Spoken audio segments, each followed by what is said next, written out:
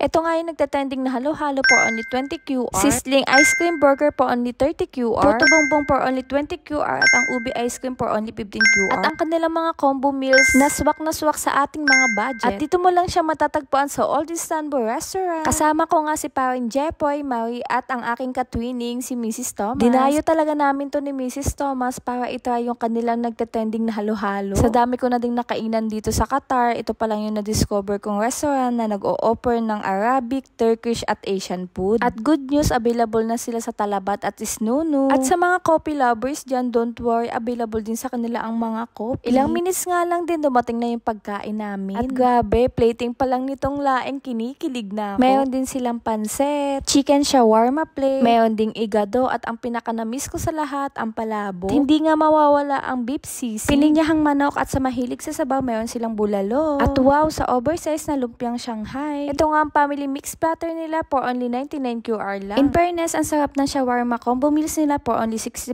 QR Meron lang. din silang chicken with rice na yun and drinks. Ay grabe, as in lahat masarap yung pagkain nila. Don't miss to try yung laing nila at syempre yung palabo. At may bago nga dinadayo dito, itong kanilang sizzling croissant at sizzling ice cream burger. At grabe sa OA, pero ang sarap talaga ng kanilang ube ice cream. Kita nyo naman yung anis review ni Kacheche. Kaya mga ka-doorbells, come and visit Old Istanbul Restaurant. And don't forget to try the puto bongbong and halo-halo. Yun lang muna mga ka-doorbells. Thank you for watching. Bye!